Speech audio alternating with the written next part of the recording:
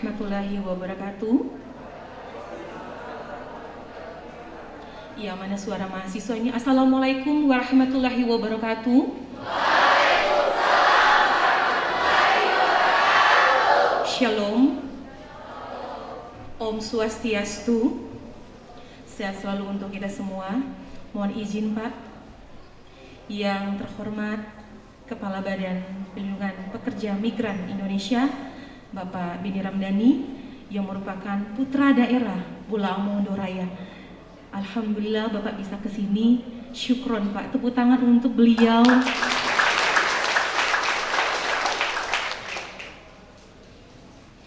Yang terhormat Bapak Irjen Pol Ahmad Kartiko, SIK, Magister Hukum, selaku PLT Sekretaris Utama BP2MI. Selamat datang Pak di Tanah Totabuan. Syukron sudah hadir. Yang terhormat Bapak Hendra Makalalat, SIP, selaku UPT Kepala BP2MI Manado. Terima kasih Bapak sudah hadir. Yang terhormat para pejabat tinggi Pratama di lingkungan BP2MI serta jajaran dan rombongan yang sempat hadir pada pagi hari ini. Terima kasih sudah datang di kampus yang masih sangat sederhana. Syukron. Yang saya hormati Pembina Yayasan Pendidikan Bogani Kota Mobagu, Ayahanda Bapak Hubain, yang kali ini belum sempat bersama-sama, tapi beliau titip salam hormat untuk Bapak Benny Ramdhani dan juga rombongan. Yang terhormat Ketua Yayasan Pendidikan Bogani, Ibunda Dr. Heni Kasegar, Escape Nurse, Magister Kesehatan. Yang terhormat Bapak Agus Setiawan, Sarjana Keperawatan, Magister of Nursing, Dr. of Nursing, selaku Ketua AIPNI, yang beliau sekarang lewat daring karena tidak bisa hadir bersama-sama kita. Yang terhormat Wakil Rektor 1, 2, 3, 4, Dekan Fakultas Ilmu Kesehatan, Dekan Fakultas Teknik, Ketua Program Studi dan seluruh staf dosen Institut Kesehatan dan Teknologi Graha Medika Kota Mobagu. Yang terhormat juga ini sudah hadir, terima kasih sponsor Bank BTN, Iwokna, Klinik Kecantikan yang telah berpartisipasi, terima kasih, syukron. Yang terhormat hadirin undangan terkhusus seluruh mahasiswa dan mahasiswi yang saya banggakan dan saya kasihi. Puji syukur kita panjatkan kehadirat Allah Subhanahu wa Ta'ala, berkat karunia, anugerah dan hidayahnya sehingga kita bisa bersama-sama dalam kesempatan kali ini dalam keadaan yang sehat dan tidak kurang dari satu apapun. Salawat dan salam tidak lupa kita hanturkan kepada junjungan kita baginda Nabi besar Muhammad Sallallahu Alaihi Wasallam. Insya Allah karunia rahmat maghfirah bercucuran kepada arwah beliau, keluarga dan sahabat, dan insya Allah sampai pada kita umat di akhir zaman. Amin ya robbal alamin. Hadirin yang saya hormati, jujurnya saya ini deg-degan sekali. Karena orang luar biasa berada di hadapan saya dan biasanya hanya mahasiswa saja. Punten ya Pak, saya memang agak deg-degan.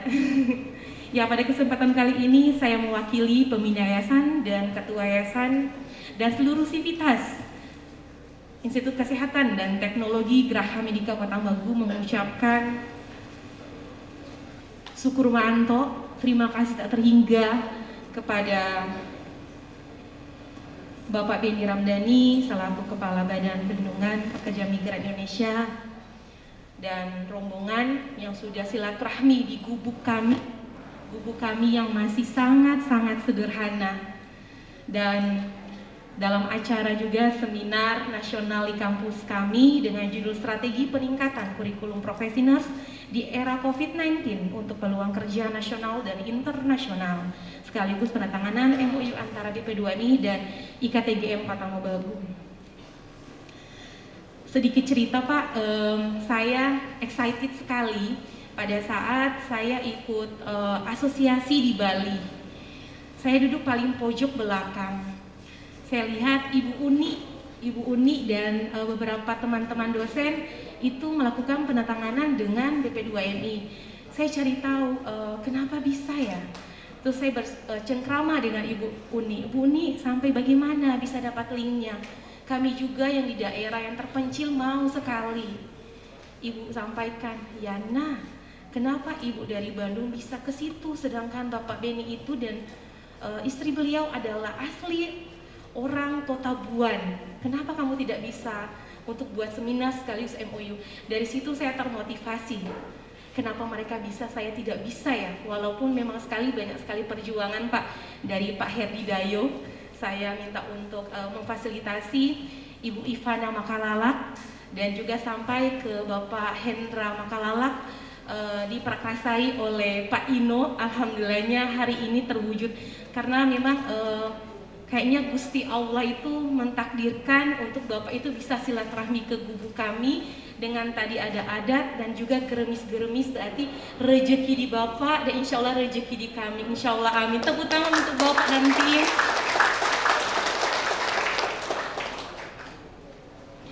Ya, kami juga kemarin sampai ketakutan, Ibu Ivana, apakah saya bisa ya? Saya hanya orang biasa yang tidak juga mengenal tentang beliau juga tidak tahu tentang riwayat saya, tapi apakah bisa? Tetapi semua izin Allah Subhanahu wa taala bisa terjadi, kun fayakun. Alhamdulillah hari ini beliau bisa datang di kampus yang sangat sederhana. Terima kasih Bapak dan tim.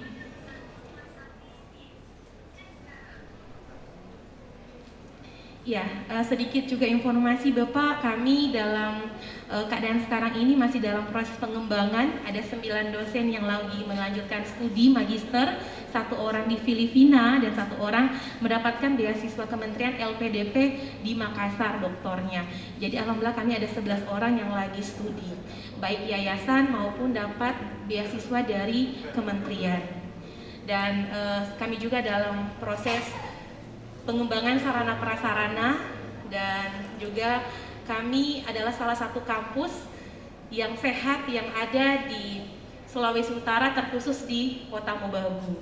Dan alhamdulillah kami juga kemarin mendapatkan satu prestasi, yaitu Ibu Dr. Hedika Segar menjadi yayasan yang paling mensupport dan paling berkontribusi dalam penyelenggaraan kegiatan L2 Dikti di wilayah 16. Alhamdulillah kami kemarin dapat juga prestasi tersebut walaupun kampus kami masih sangat kecil.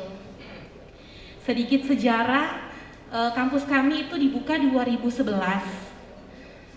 Masih stikes dengan 2 program studi, yaitu keperawatan dan kebidanan. Alhamdulillah Gusti Allah memberikan kami rezeki lagi di 2014, ketambahan program studi profesi nurse. 2017 Gusti Allah memberikan lagi kami rezeki kesehatan masyarakat, dan alhamdulillah dari tangan dingin pembina yayasan dan ketua yayasan kami berubah bentuk dari stikes menjadi Institut Kesehatan dan Teknologi Geraha Medika Kota Mobagu tertanggal 30 Desember 2020 kemarin, dengan ketambahan 4 program studi, yaitu farmasi, S1 farmasi, teknik elektro, teknik informatika, dan teknik sipil. Kami sekarang 8 program studi dan ada 2 fakultas, Fakultas Ilmu Kesehatan dan teknik juga. Dan insya Allah anak-anak yang ada di Tanah Totabuan bisa banyak untuk sekolah lagi. Mindset mereka untuk hanya skat untuk sampai di PNS ataupun S1 bisa, dengan acara ini bisa tercovery untuk mereka bisa lanjut dan go sampai dengan internasional, insya Allah amin.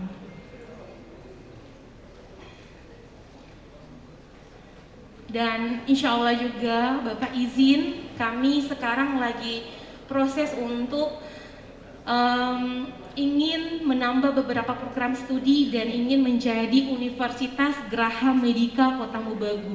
Itu adalah cita-cita dan harapan dari ibunda dan ayahanda di Tanah Totabuan. Insya Allah Gusti Allah bisa menyetujui dan insya Allah dipelantarai oleh Bapak Beni Ramdhani dari tangan dingin beliau. Insya Allah amin ya robbal alamin Pak.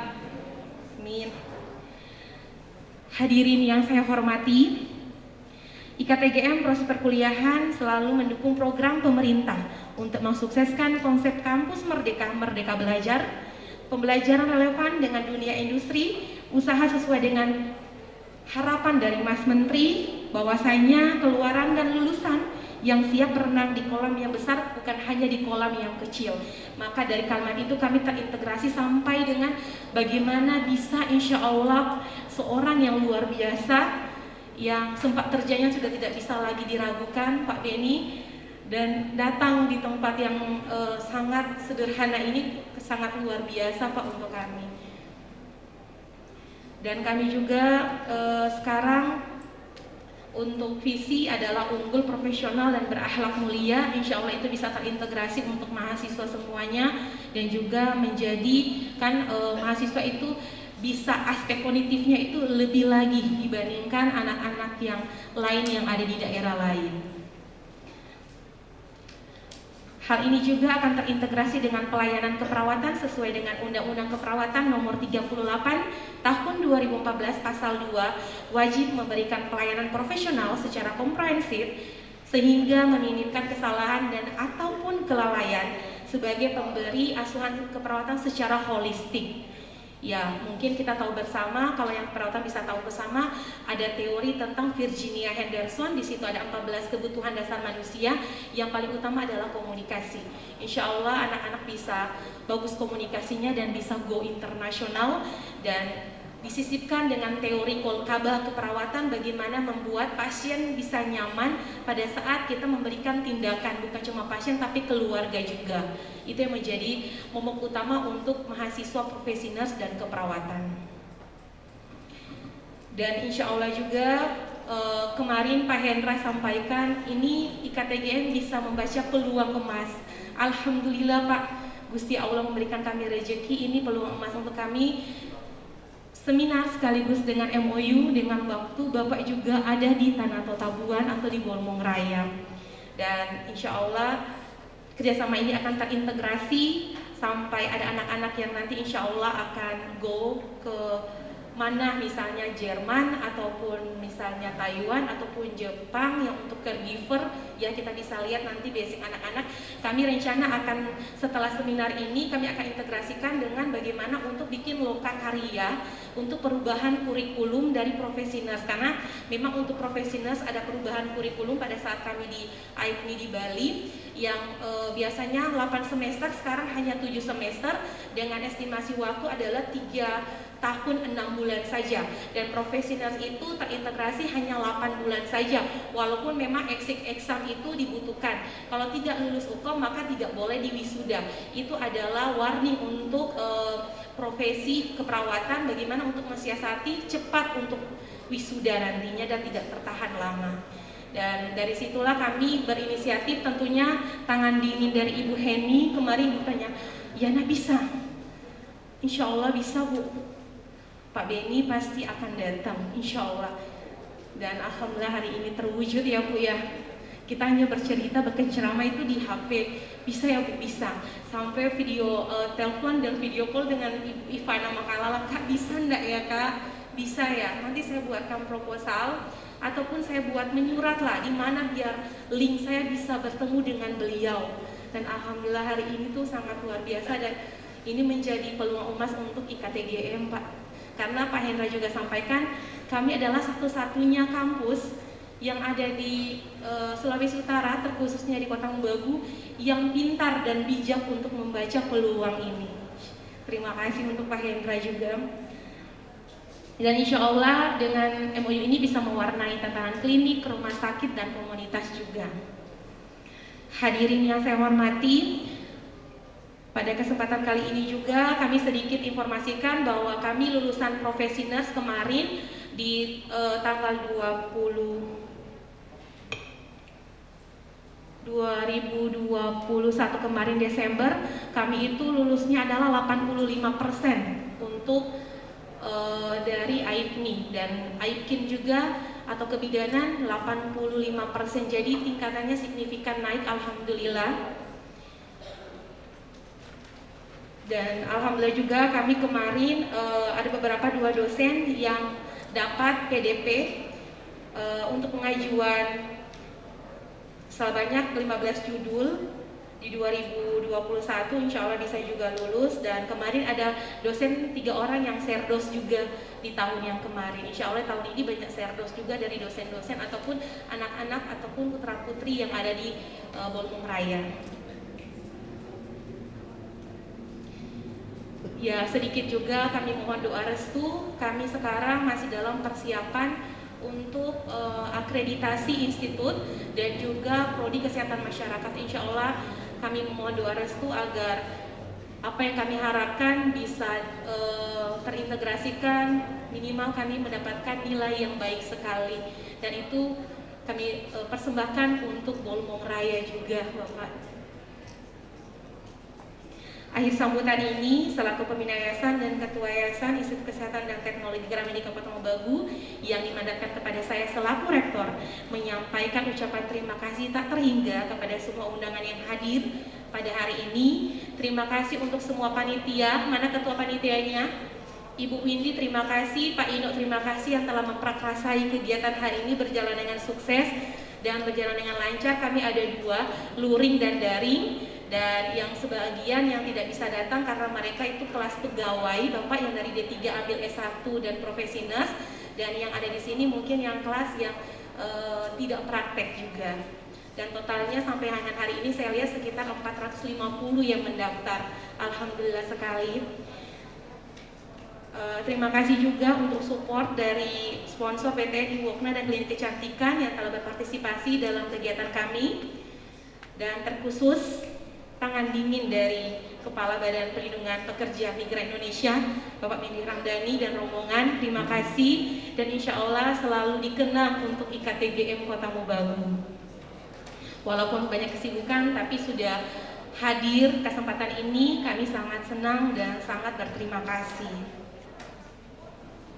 Dan untuk mahasiswa dan mahasiswi, selamat mengikuti acara seminar, semoga mendapatkan ilmu, pengetahuan, dan bisa termotivasi seperti putra daerah Bapak Benny Ramdhani, sukses dalam meniti karir kehidupan. Amin ya robbal alamin. Sebelum saya buka acara, bisa saya pantun Pak, izin?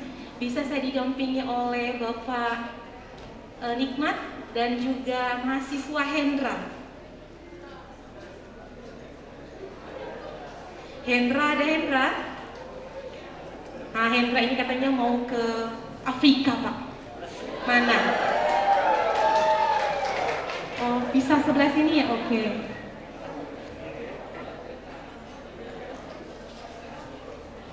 Saya diapit oleh laki-laki yang ganteng, Masya Allah.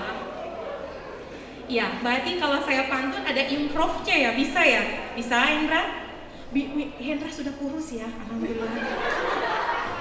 Sedikit kita berkecerahan, kayaknya tegang sekali yang di belakang Pak, karena tadi mereka tidak menyanyi. Jadi kayaknya ada SP1 untuk mereka, nilainya E. Ya siap ya Ibu yang tarian ya, kayaknya Medan ya Bu ya. Ya, Bapak bisa ya, improve dengan apa nih? Mahasiswa bisa berdiri? Oke. Sudah pakai merah-merah? Oke, bisa berdiri? Iya. Kita improve pakai apa ini? Cakep. Oke, bisa? Bisa? Oke. Dari Taiwan lari ke padang datar. Harimau datang untuk mengajar. Jika ingin tambah pintar, tentu kita rajin belajar.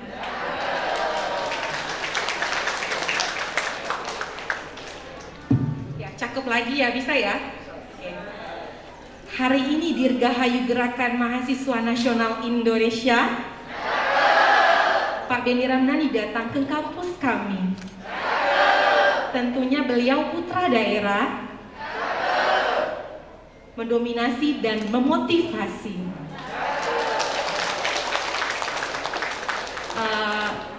For the last, terakhir ya, Pak Hubain sangat disiplin, Ibu Heni sangat bijak. 2 komponen yang dinamis, wujud kejayaan kampus kami.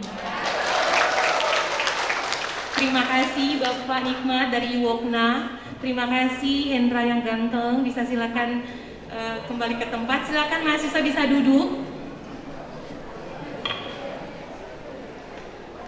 Ya, lebih dan kurangnya saya mohon maaf. Billahi taufiq wal hidayah. Wassalamualaikum warahmatullahi wabarakatuh. Shalom. Sehat selalu untuk kita semua. Om Santi Santi Santi Om. Merdeka!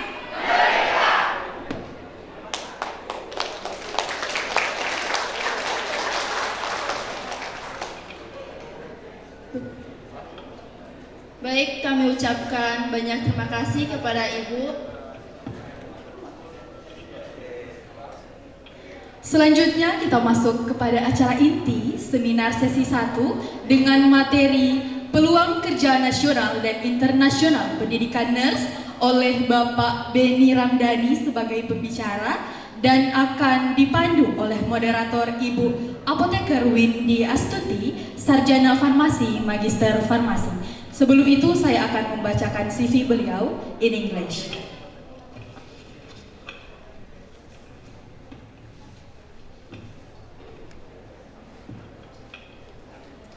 Windy Astuti, born in Kotabunan, April 28, 1995, is a professional pharmacist experienced for 3 years working in Rapatu Pharmacy.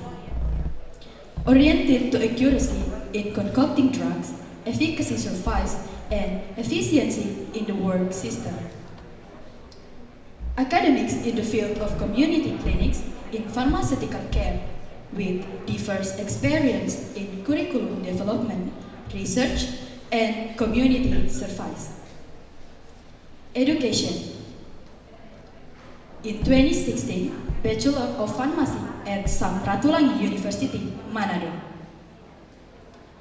In 2018, Master of Pharmacy at Setiabudi University, Surakarta. In 2019, Pharmacist Profession, Setiabudi University, Surakarta. Professional Organization. In 2014 to 2015, General Secretary of the Islamic Spiritual Bureau, Faculty of Mathematics and Natural Science, Samratulangi University, Manado. In 2015 to 2016, Chairman of the Islamic Spiritual Bureau, Faculty of Mathematics and Natural Science, Samratulangi University, Manado. In 2014 to 2015, Chairman of the Islamic Spiritual Bureau, Samratulangi University, Manado. In 2014 to 2016, General Secretary of the Student Executive Board, Faculty of Mathematics and Natural Science, Samratulangi University, Manado.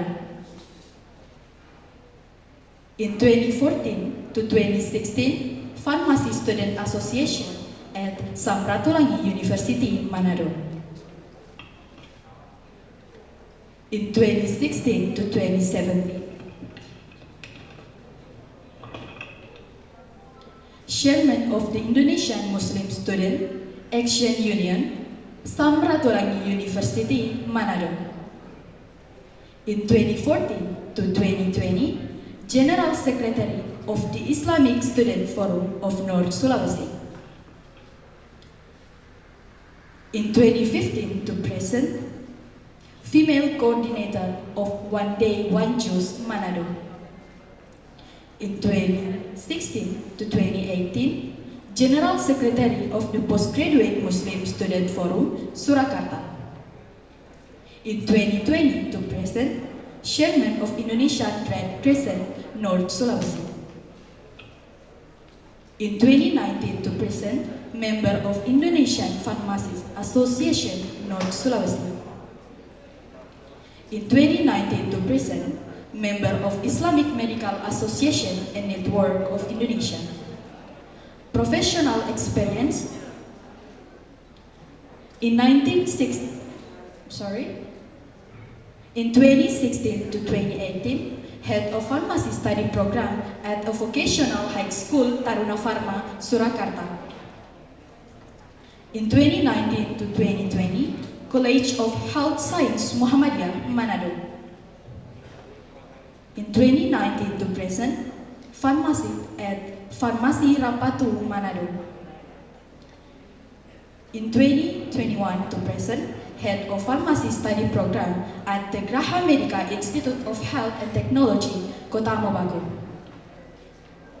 That's CV from Ms. Apoteker Windy Astuti, Sarjana Farmasi, Magister Farmasi. Please welcome, time is yours.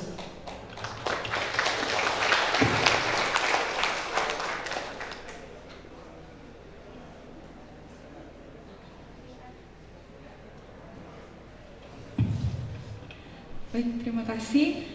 Kita masuk pada seminar utama pada pagi hari ini, yaitu Seminar Nasional Pengembangan Karir Fakultas Ilmu Kesehatan Institut Kesehatan dan Teknologi Graha Medica Kota Mobagu yang akan dibawakan oleh Pak Beni Ramdhani. Kepada Bapak, waktu dan tempat kami persilakan dengan judul Peluang Kerja Nasional dan Internasional Pendidikan Nurse. Kepada seluruh mahasiswa dimohon untuk mengambil tempat yang semestinya.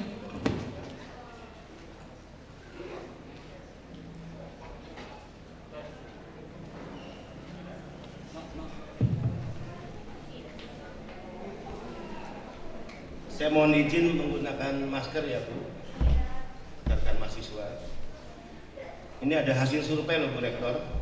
Ya, jika kita menggunakan masker, 30% sampai 40% kegantengan dan kecantikan kita tuh bertambah dilihat orang. Jadi jika ingin kelihatan cantik, ganteng, tetap menggunakan masker. Ini modus. Yang sangat saya hormati, sekalipun tidak hadir bersama kita di tempat ini, Bapak Bain Fidi sebagai pembina Yayasan Bogani, salam hormat tentu dari saya. Yang terhormat Ibu Dr. Heni Kaseger, MKes, Ketua Yayasan Bogani. Yang terhormat Ibu Heriana Amir, Rektor Institut Kesehatan dan Teknologi Graha Medica, beserta jajaran, seluruh sivitas akademika yang sangat saya hormati, tentu wabil khusus untuk seluruh adik-adik mahasiswa yang telah hadir sejak tadi pagi. Ya. Saya tidak lagi memperkenalkan satu persatu rombongan, tadi sudah disampaikan oleh pembawa acara. Yang pasti kunjungan ke kampus ini kunjungan terlengkap. Ada deputi hadir, ada beberapa direktur juga hadir, dan ini tentu spesial penghormatan kami untuk Institut Kesehatan dan Teknologi Graha Medica Kota Mobagu. Assalamualaikum warahmatullahi wabarakatuh. Salam sejahtera bagi kita sekalian. Om Swastiastu, Namo Buddhaya, salam kebajikan. Ibu Heni, Ibu Heriana, saya ini pulang kampung sebetulnya. Ya. Jadi tadi penjemputan itum-itum itu untuk Bapak Ibu kita yang terhormat, ya. Untuk Pak Setama, Irjen Pol Ahmad Kartiko, untuk dua Brigjen Polisi ini hadir bersama kita, para direktur ya, hadir, dan ada 4 kepala UPT yang saya ajak untuk datang ke kota-kota Mobagu. Alhamdulillah tiba kemarin, saya beracara pertama di Poyoa, penyerahan paket sembako dan kesehatan untuk 2.500 kepala keluarga kemarin sudah dilakukan. Hari ini 3 kegiatan. Pertama di kampus ini, nanti siang di gereja di Perbinda, dan nanti malam insya Allah MOU dengan pemerintah Kota Mobagu di rumah dinas wali kota Kota Mobagu. Besok masih ada satu acara lagi Bu, ya, di Jarot Kopi, tempat kopi, dengan beberapa komunitas ya, olahraga. Tadi disampaikan oleh Ibu Heriana bagaimana perjuangan keras untuk acara ini bisa terjadi. Sebetulnya saya mudah dihubungi, ya, nggak sulit. Jangankan sekelas Ibu, saya terbiasa dengan handphone saya video call dengan para PMI di Timur Tengah, di Asia, di Eropa. Mereka yang sedang menghadapi masalah curhat langsung lewat video call dengan saya misalnya. Itu saya layani secara langsung. Kemudian juga saya menggunakan alat komunikasi handphone untuk interaksi langsung dengan siapapun. Ya, jadi tidak ada handphone saya dipegang oleh ajudan, dipegang oleh asisten, tidak ada. Saya langsung. Dan kalau tidak salah selama jadi kepala BP2MI sudah 3 kali loh ke kota-kota Mobagu. Ya. Mungkin kita belum jodoh ketemu. Nah, alhamdulillah jodohnya sekarang ya. Saya bisa datang ke kampus yang insya Allah menjadi kebanggaan rakyat kota-kota Mobagu. Bahkan dengan pemerintah kabupaten kota di Sulawesi Utara itu sudah dengan 10 kabupaten kota saya melakukan MOU. Saya pernah ditanya sebetulnya oleh beberapa pihak, Pak Bedi kan orang kota Mobagu, Bolmong Raya, kok MOU dengan pemerintah kabupaten kota di Bolmong Raya belum? Ya sebenarnya jangan salahkan saya dong, kan inisiatifnya dari pemerintah itu sendiri. Kalau pemerintahnya nggak mau, masa saya paksa kan? Jadi sudah 10 kabupaten kota MOU, dari mulai Bitung, Sanger, Talaut, dan beberapa kabupaten kota di Minahasa sudah MOU, termasuk Manado. Dan alhamdulillah baru nanti malam insya Allah jika tidak ada halangan kita bisa MOU dengan pemerintah kota-kota Mobagu. Adik-adik mahasiswa yang sangat saya hormati, ini judulnya berat sebetulnya. Ya, saya spesifik aja ke tugas ya BP2MI terkait pelindungan pekerja migran Indonesia. Tentu spesifik lagi masuk lebih dalam ke masalah penempatan, di mana ada peluang kerja yang sangat terbuka, ya, ada demand yang sangat tinggi dan bagaimana supply SDM yang harus disiapkan oleh berbagai pihak, tidak hanya pemerintah tapi juga lembaga-lembaga pendidikan seperti perguruan tinggi baik negeri maupun swasta. Saya ingin menyampaikan pertama bahwa dulu orang ketika menyebut TKI atau PMI, mungkin adik-adik sering mendengar ya, TKI Tenaga Kerja Indonesia. Dulu persepsi publik itu sangat buruk. Pertama, kadang-kala menganggap TKI ini pekerja rendahan. Kedua, menganggap TKI adalah orang-orang bermasalah. Pandangan itu adalah pandangan yang keliru. Ya, saya yakinkan di hadapan adik-adik semua, pandangan itu keliru. Kenapa? Karena yang ditampilkan oleh media, karena teori yang digunakan oleh teman-teman wartawan kadang-kala bad news is good news, ya. Jadi hal yang buruk itu menjadi berita yang baik gitu. Jadi kalau kita sering menyaksikan berita, membaca berita, ya, korban-korban eksploitasi, kekerasan fisik, kekerasan seksual, gaji yang tidak dibayar, pemutusan hubungan kerja secara sepihak, mereka yang diperjualbelikan dari majikan satu ke majikan yang lain, sesungguhnya itu dialami oleh mereka yang menjadi korban perdagangan manusia yang diberangkatkan ke luar negeri secara tidak resmi. Tapi kalau mereka yang berangkat secara resmi, legal, sejak awal mereka berangkat itu sudah dalam perlindungan negara. Dan alhamdulillah semua mereka yang berangkat resmi, kami punya istilah berangkat migran pulang juragan. Mereka menjadi orang-orang sukses, membawa rezeki yang sangat cukup bahkan besar, dan itu menjadi modal ekonomi mereka, ya, untuk masa depan mereka. Kita punya Undang-Undang 18 2017, perubahan dari Undang-Undang 39 tahun 2004. Nah, kalau kita menyebut dulu TKI, sekarang sudah berubah menjadi PMI, Pekerja Migran Indonesia. Itu istilah yang digunakan oleh International Labour Organization, Migrant Worker. Kita juga di undang-undang yang baru menyebutnya pekerja migran. Dulu undang-undang sebelumnya perlindungan negara itu hanya diberikan kepada PMI. Perlindungan negara di undang-undang terbaru ini diberikan pada PMI, kemudian keluarga dari PMI dan calon PMI. Jadi masih status calon pekerja migran, belum merangkap, itu sudah dalam perlindungan negara.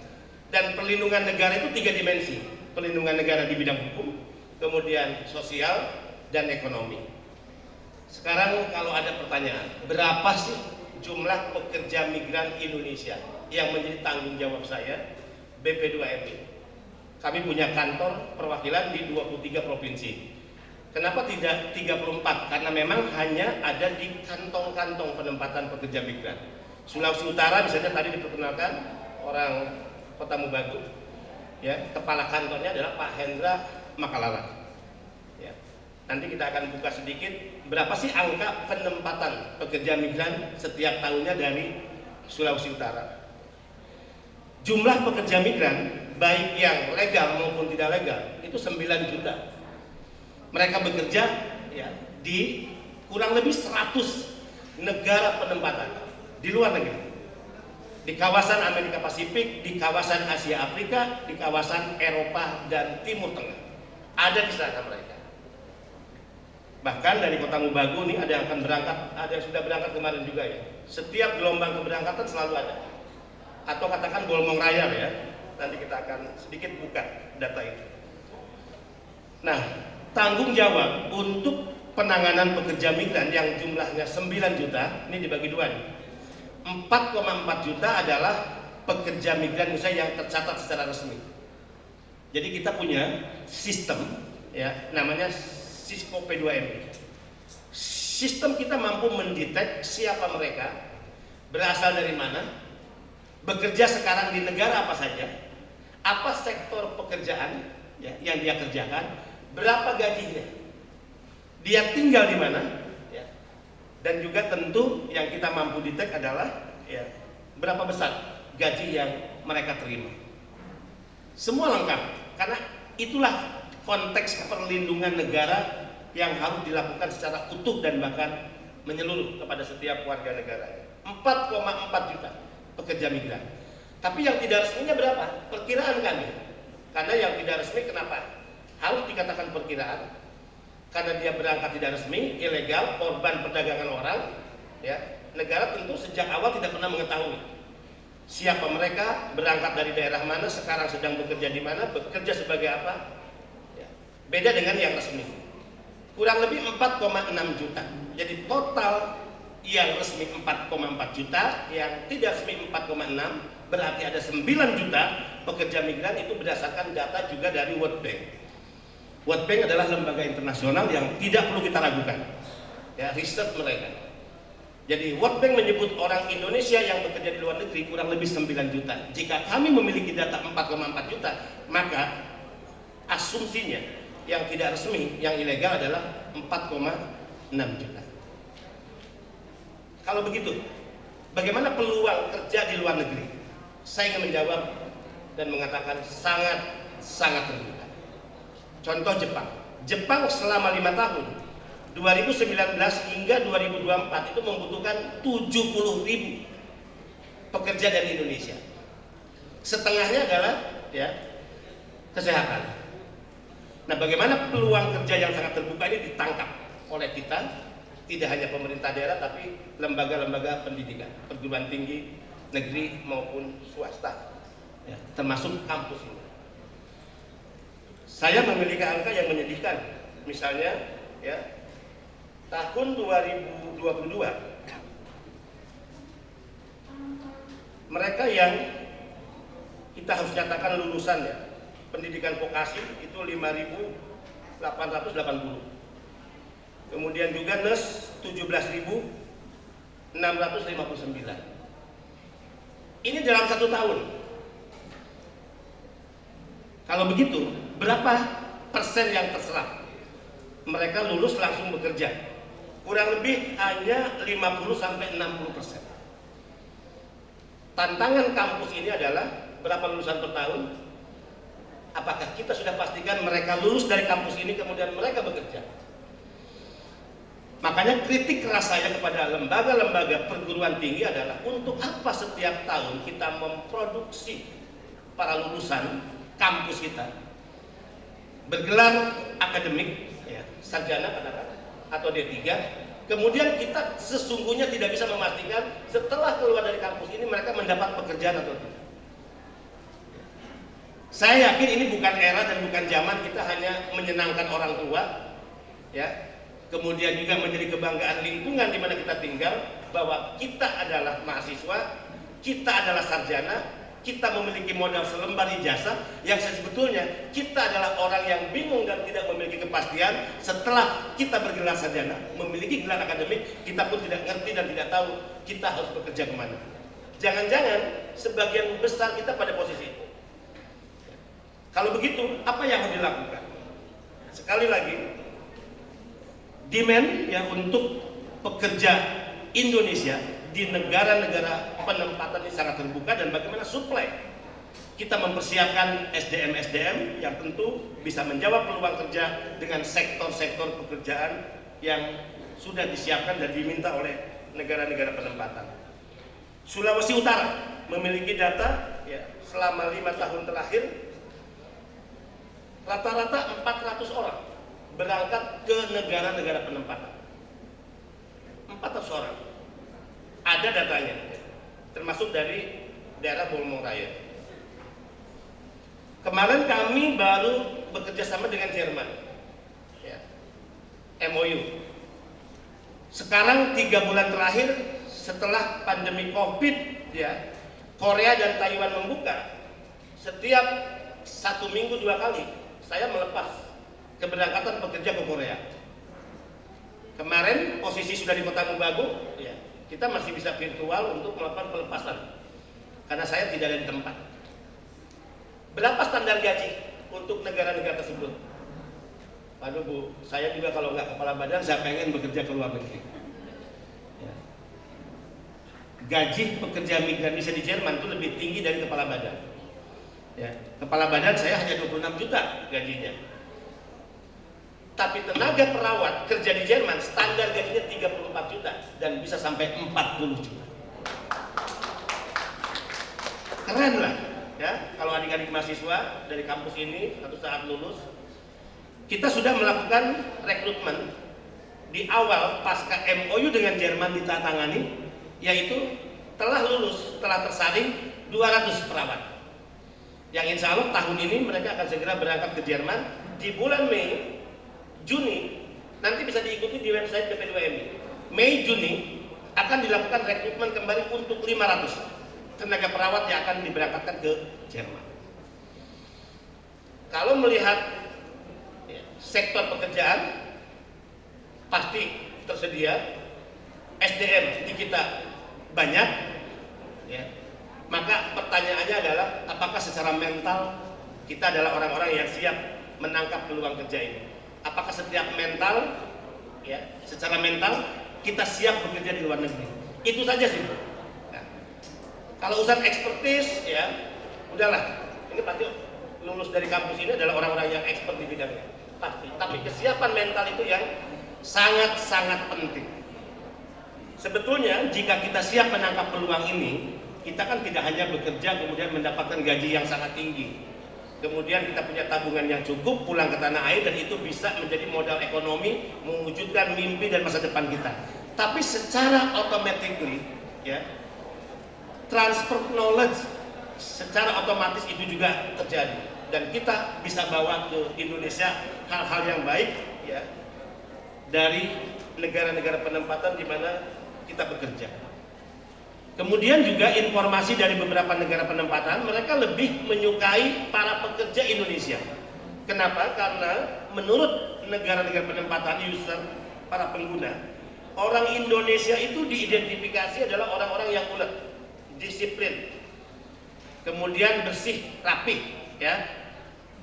Kemudian juga mereka ramah, kemudian cepat beradaptasi. Ini jauh dengan para pekerja kalau dibandingkan dengan Nepal, Bangladesh, Laos, Kamboja, Thailand, ya. Memang kita masih kalah dibandingkan dengan Filipina. Filipina adalah keunggulannya kemampuan berbahasa Inggris. Nah, tantangan perguruan tinggi hari ini adalah bagaimana link and match antara kurikulum, ya, pendidikan di kampus masing-masing perguruan tinggi kita, dan bagaimana pasca setelah kita kuliah mendapatkan gelar sarjana, gelar akademik, kemudian kita bisa menangkap peluang-peluang kerja yang sangat terbuka. Bapak Ibu sekalian, rekan-rekan mahasiswa, kita sedang menghadapi masalah yang sangat serius di era pandemi COVID yang juga belum berakhir hingga hari ini. Angkatan kerja masih sangat tinggi. Angka pengangguran sekarang bertambah. Ya. Peluang kerja di dalam negeri juga sangat-sangat terbatas. Masa sih kita hanya selalu bermimpi lulus kampus menjadi sarjana jadi PNS, lulus kampus sarjana jadi PNS. Udahlah, keadaan ini sudah berubah sekarang. Orientasi kita juga harus berubah. Tidak selamanya, dan jangan memaksakan diri Setelah kita lulus sarjana, memiliki gelar akademik, dan tujuan kita hanya untuk menjadi pegawai negeri. Terbatas loh, ya, pegawai negeri. Saya ingat apa yang disampaikan oleh Pak Rias Rasid. Kebetulan saya di DPD RI, ya, saya di Komite 1. Berapa jumlah pegawai negeri kita saat ini? Kurang lebih 4,7 juta. Berapa idealnya PNS yang ada di negara ini? Hanya 2,5 juta. Overload 2.200.000, 2.200.000. Posisi overload ini yang kita bisa lihat dan saksikan di kantor-kantor pemerintahan. Dia memang PNS, berseragam PNS, tapi ke kantor nggak ada ruang, ke kantor nggak ada meja, karena memang jabatan-jabatan sangat terbatas. Ini menyedihkan, ya.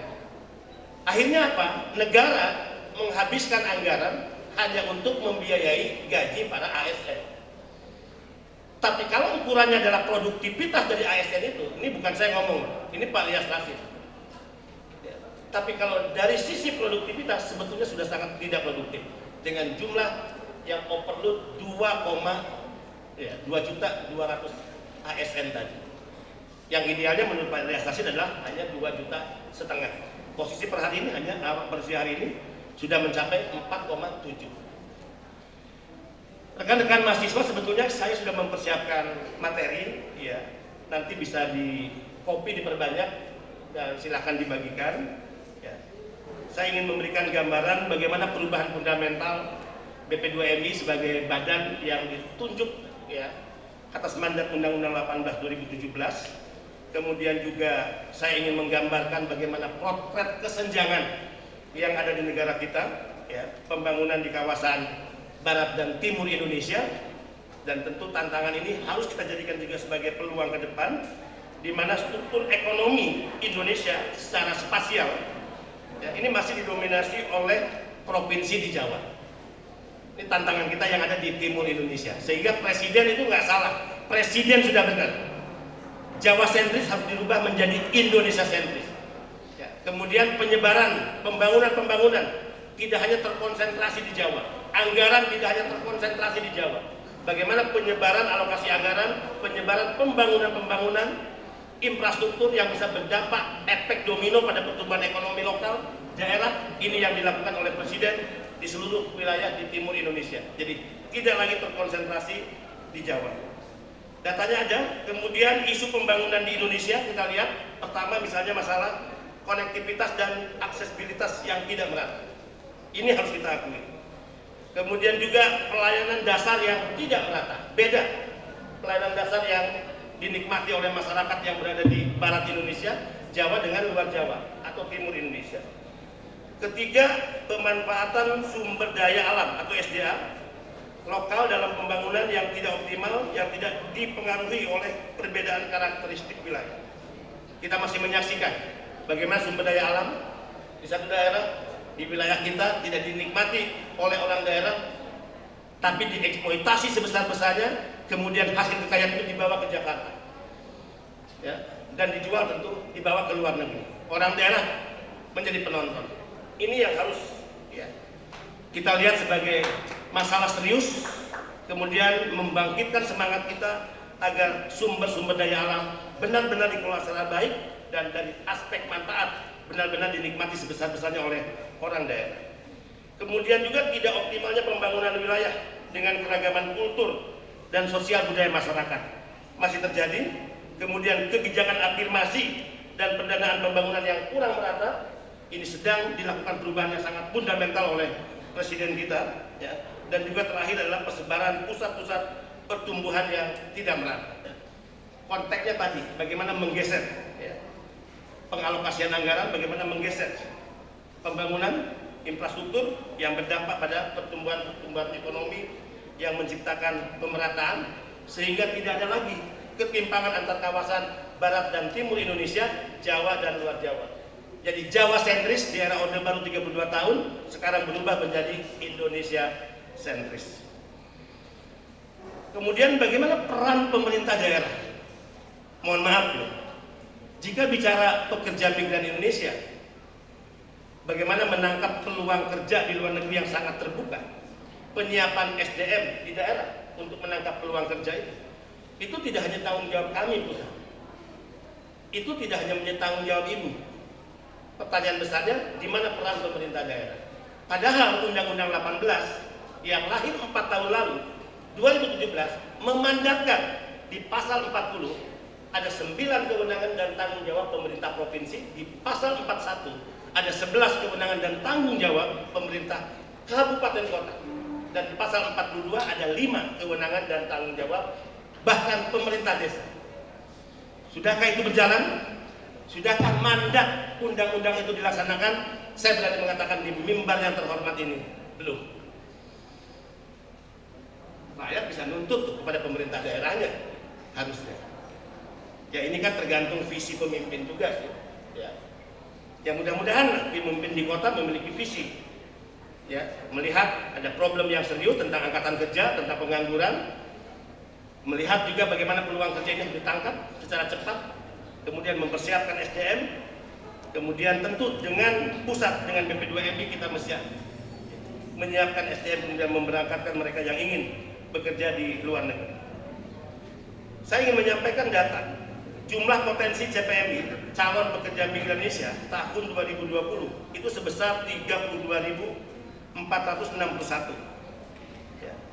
Ini untuk yang kesehatan.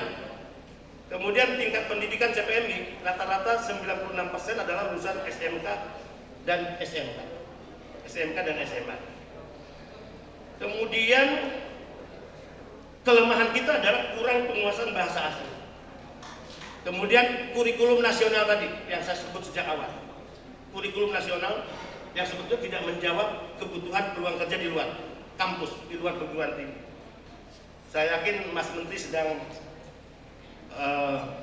mempersiapkan semua kebijakannya, kementeriannya untuk menjawab peluang-peluang ini. Jadi gap yang terjadi adalah masalah bahasa dan kompetensi. Sementara di luar negeri, ya, mereka membutuhkan kemampuan berbahasa sesuai di negara penempatan, dan juga mereka berharap setiap orang Indonesia yang bekerja di negara mereka mempunyai sertifikat internasional yang diakui di negara-negara penempatan. Ini panjang kalau dijelaskan, ya Bu, kurang lebih ada 35 halaman. Nanti silakan di-print, dibagikan. Saya tentu secara makro saja apa yang menjadi tugas BP2MI, regulasi dan berbagai produk hukum yang sudah kita siapkan, ya apa saja. Yang pasti adalah kebijakan-kebijakan yang sangat progresif, regulasi yang sangat progresif sudah kita siapkan, dan tahun 2022 sudah kita tetapkan sebagai tahun penempatan. Kita ingin menjawab tahun 2022 di mana era atau masa pandemi Covid sudah baik, maka penempatan ini sudah bisa kita lakukan kembali ke beberapa negara penempatan. Korea sudah dibuka dan kita melakukan penempatan setiap minggunya 2 kali selama 3 bulan. Taiwan juga penempatan terus berlangsung. Kemudian Jepang, ya, insya Allah bulan ini kita sudah mulai melakukan penempatan. Dan tidak hanya itu, beberapa negara di kawasan Eropa, Timur Tengah untuk sektor formal, ya, sekarang sedang bergeliat untuk kita bisa melakukan penempatan kembali. Ingin saya sampaikan kepada Ibu Rektor, berapa sih penempatan pekerja kita ke luar negeri setiap tahun? 277.000.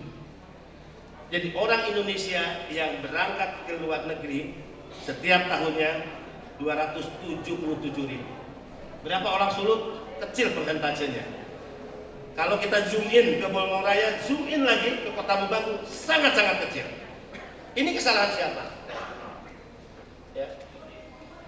Kuncinya pasti adalah akses informasi tentang peluang kerja ini yang tidak diperoleh oleh masyarakat yang ada di daerah.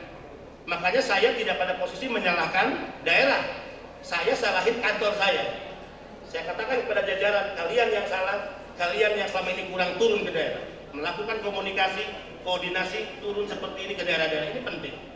Sehingga di tahun 2021 saya memimpin langsung acara-acara sosialisasi hingga turun ke bawah, tidak hanya dengan pemerintah daerah, lembaga-lembaga, perguruan tinggi negeri dan swasta, bahkan hingga komunitas-komunitas. Contoh, besok itu dengan komunitas, hanya komunitas bola loh, ya. Acaranya di Jalan Toda. Tadi saya protes ke kepala UPT. Saya bilang, kenapa ini harus ada sofa? Saya agak alergi, Bu. Mohon maaf. Ya. Saya acara-acara begini terbiasa kalau mereka duduk dengan kursi begitu, saya harus sama dengan mereka. Gitu. Tapi nggak apa-apa, ya. Karena mungkin kepala UPT-nya kurang berkomunikasi. Makanya kepala UPT saya suruh nelpon di gereja tadi. Saya bilang saya nggak mau ada sofa ya. Di mana tempat duduk audien seperti itu, saya juga harus duduk seperti itu. Agak alergi saya. Mohon maaf dengan segala hormat. Kemudian bagaimana strategi implementasi peningkatan kompetensi? Tentu kita harus berani ya, karena ini adalah era kolaborasi. Selamat datang Bapak. Mohon maaf saya sudah memulai.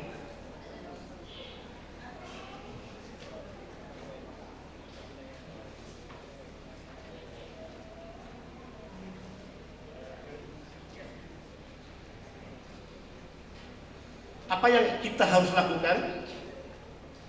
Hari ini kita melakukan MOU, ini adalah bentuk kolaborasi karena ini era kolaborasi, tidak bisa kementerian lembaga berjalan sendiri, tidak bisa daerah berjalan sendiri, tidak bisa perguruan tinggi berjalan sendiri, tapi semua komponen kekuatan ini harus berkolaborasi.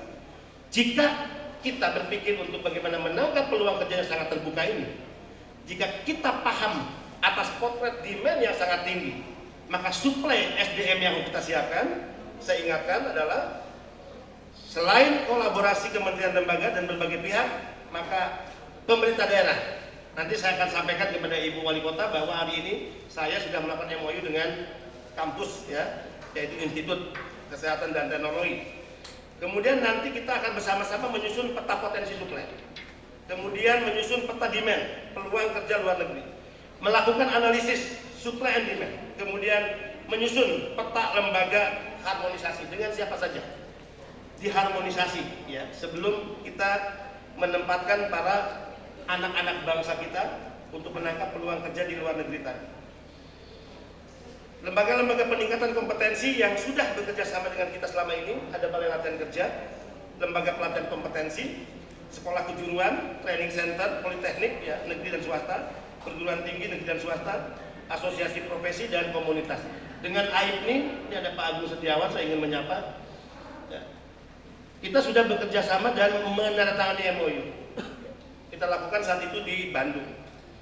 Nah, untuk para pekerja, kita sudah mengeluarkan beberapa terobosan yang sangat progresif. Dulu orang ingin bekerja ke luar negeri, selalu dia berpikir modalnya dari mana. Itu kan? Pasti berpikir modal. Dan memang modalnya nggak kecil, Bu. Ya. Rata-rata 30 juta lah untuk kita bisa ke luar negeri. Apa saja yang harus dikeluarkan? Modal biaya kita untuk ke luar negeri. 1. Biaya pelatihan dan sertifikasi kompetensi. Sekitar 7 jutaan. Dari mana Bang itu? 2. Biaya paspor. 3. Biaya visa. 4. Biaya tiket. 5. Biaya medical check up. 6. Sekarang undang-undang memandatkan harus ada tes psikologi. Itu butuh biaya. Dari mana biaya itu? Jangan khawatir Ibu, kita sudah mengeluarkan kebijakan tentang KUR PMI hari ini. Berapa puluh juta? KUR plafon tertinggi 100 juta. Uang itu dipersiapkan oleh negara, pemerintah, untuk calon pekerja migran Indonesia yang ingin berangkat ke luar negeri. Uang cicilan dengan bunga yang sangat rendah dan dicicil ke bank negara selama dia bekerja di luar negeri. Nggak perlu lagi untuk kebutuhan modal bekerja, menjual harta milik keluarga, ataupun meminjam ke rentenir. Keren nggak tuh? Keren nggak ya? Karena dulu kan begitu, untuk modal bekerja akhirnya dia menjual harta milik keluarga atau pinjam ke rentenir. Ya, say goodbye rentenir. Tidak perlu lagi minjam ke rentenir. Kemudian dalam memahami pekerja migran Indonesia, Pak Jokowi tegas menyampaikan pada saya, Mas tolong lindungi PMI dari ujung rambut sampai ujung kaki. Ini presiden paling keren, Bu. Ya, itu pesan kepada saya tanggal 15 April 2020 saat saya dilantik di Istana Negara. Kenapa? PMI dilindungi dari ujung rambut sampai ujung kaki, dan itu menjadi jargon BP2MI saat ini. Karena PMI dalam pandangan Presiden, PMI adalah pahlawan devisa yang tentu karena dia pahlawan, dia harus mendapatkan perlakuan hormat negara. Seperti apa perlakuan hormat itu dan kenapa dia disebut sebagai pahlawan devisa? Sumbangan PMI kepada negara ini setiap tahun 159,6 triliun. Sangat tinggi. 159,6 triliun adalah sumbangan devisa terbesar kedua setelah sektor migas, dan dia sumbangan devisa terbesar kedua setelah atau sebelum atau di atas sumbangan devisa dari sektor pariwisata. Jadi sektor pariwisata jangan sombong, sektor-sektor lain jangan sombong. Sumbangan devisa pada negara ini terbesar adalah dari pekerja migran Indonesia. Maka benar, PMI adalah pahlawan devisa yang harus mendapatkan perlakuan hormat negara. Perlakuan hormat negara seperti tadi, oke, dia susah, nggak punya uang, tapi cita-citanya tinggi untuk bekerja ke luar negeri. Pemerintah fasilitasi modal bekerja dengan cara pinjaman dengan bunga yang sangat rendah, hanya 6%. Kalau kawan-kawan sekalian ingin bekerja tapi selama 3 bulan, 6 bulan katakan, harus mengikuti pelatihan. Bagaimana Pak Beni? Saya kan sedang mengikuti pelatihan, saya sudah minjem uang ke bank, tapi kan saya masih 6 bulan di Indonesia, apakah saya harus mencicil? Enggak. Selama 6 bulan, 3 bulan pelatihan, tidak wajib mencicil. Cicilan pertama atas pinjaman itu nanti dicicil setelah dia ada di negara luar dan bekerja di sana, menerima gaji dan bayaran, dan setelah itu dia pertama kali mencicil atas pinjaman itu. Apalagi fasilitas negara. Ibu ketua yayasan, ibu rektor, kalau ibu ke bandara Soekarno-Hatta, mungkin ibu pernah mampir di lounge. Ya, lounge itu kan tempat mewah, mebelirnya juga mahal, dibelanjakannya, ya harganya nyaman, AC-nya dingin. Lounge itu biasanya di bandara hanya digunakan untuk para pejabat tinggi negara, anggota DPR, para menteri, kepala daerah, ya, orang-orang berduit. Bayangin loh, presiden itu sampai mikir sampai di sana, Mas, siapin lounge untuk mereka. Kenapa sih hanya para pejabat negara yang disiapin lounge? Bukankah mereka pahlawan devisa? Di Soekarno-Hatta sekarang, di Bandara Terminal 3, ada lounge untuk pekerja migran Indonesia. Dan tidak hanya lounge, ada fast track lagi tambahannya, Bu. Jadi fast track itu gini, Bu. Kalau orang tiba dari luar negeri, masuk bandara, siapapun dia harus masuk pendataan di imigrasi. Ada counter imigrasi. Diperiksa paspornya, itu ya. Biasanya kan penumpang umum itu antri berdesak-desakan. Yang tidak antri, yang special track itu siapa? Ofisial diplomatik, paspornya warna hitam. Saya juga pernah mengalami karena saya pernah jadi senator 5 tahun, paspor hitam nggak boleh dicampur dengan penumpang umum. Dia cepat. Ya. Kemudian kru pesawat. Sekarang di Bandara Soekarno-Hatta tidak hanya lounge untuk PMI, tapi fast track, special track. PMI tidak boleh dicampur dengan umum. Dia diberikan fasilitas istimewa seperti ofisial diplomatik oleh negara. Tapi semua itu kan juga kebijakannya baru lahir setelah kepala badannya orang Boyoan, orang Kota Mubangu. Dulu nggak ada. Keren, ya. Saya kadang-kala guyon juga, enak aja para pejabat negara dikasih penghormatan istimewa, dikasih loan, tapi korupsi juga, tapi maling juga, kan gitu. Tapi nggak pernah ada cerita PMI korupsi, kan gitu ya. Jadi sebetulnya yang lebih layak PMI lah dikasih loan dan dikasih fasilitas istimewa. Ini guyonan saya lah supaya kita nggak terlalu tegang. Saya pikir itu mungkin ya nanti. Saya izin Ibu Rektor, Bapak, Ibu, ya, setelah selesai tanggung jawab saya menyampaikan paparan, saya pamit dari ruangan ini. Nanti 3 direktur saya simpan di sini, Bu, ya, untuk tanya jawab nanti. Karena masalah teknis kan direktur. Nanti ada Ibu Serulina, ya, selaku Direktur untuk kawasan Amerika Pasifik, Pak Depril selaku Direktur untuk kawasan Asia Afrika. Tanya, kalau mau berangkat ke Asia, ke Afrika, ya Pak Depril. Mau ke Amerika Pasifik, tanya ke Ibu Serulina dan Pak Mukarom. Ya, Pak Mukarom ini Direktur di kawasan Eropa dan Timur Tengah. Ya, kalau mau ke Arab Saudi bagaimana? Tapi jangan jadi pekerja rumah tangga deh saran saya. Ya, kenapa? Karena kami sedang fokus penempatannya sektor formal. Sektor-sektor domestik harus kita tinggalkan. Ya.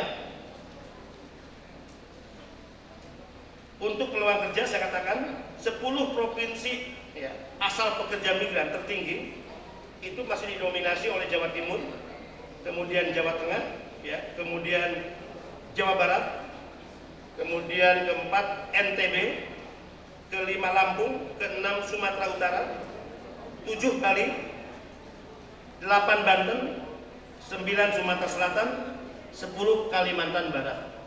Sulut sangat kecil.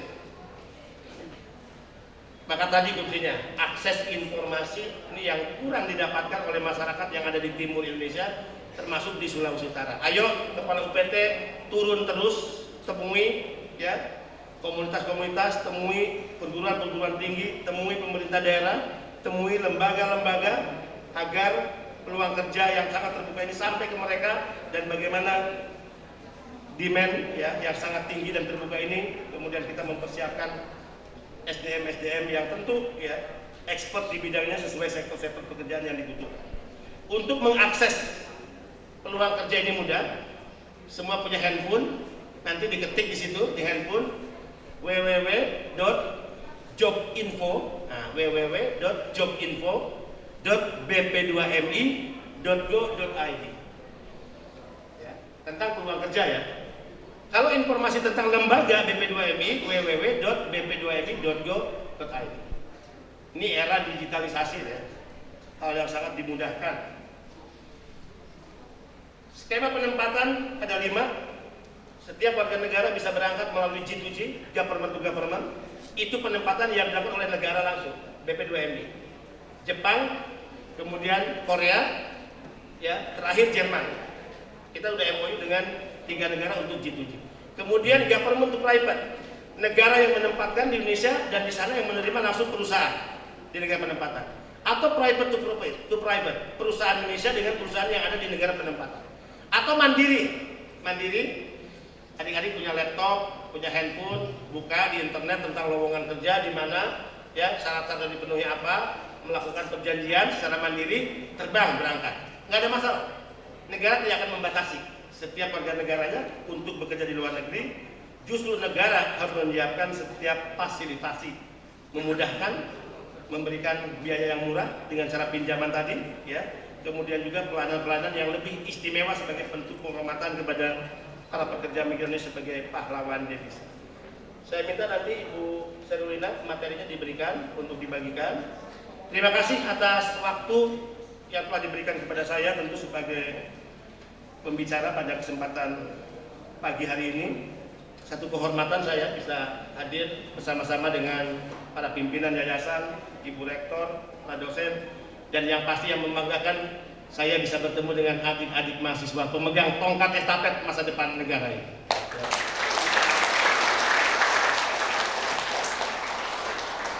Jika saya bisa diizinkan memberikan pesan terakhir, ini bukan zaman lagi kita hanya bangga memiliki selembar kertas yang bernama ijazah.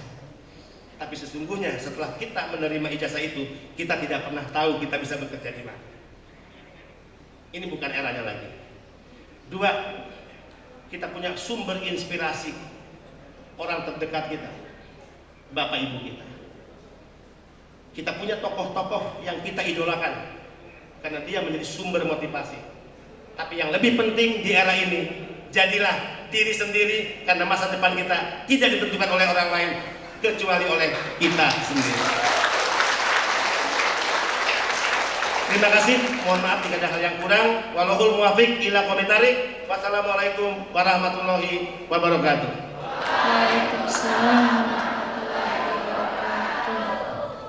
Diucapkan banyak terima kasih kepada Bapak Beni Ramdhani yang telah memberikan materi pada pagi hari ini.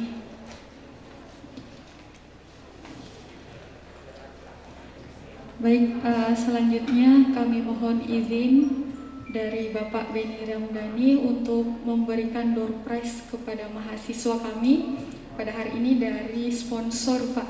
Boleh ya, Pak? Ya, kepada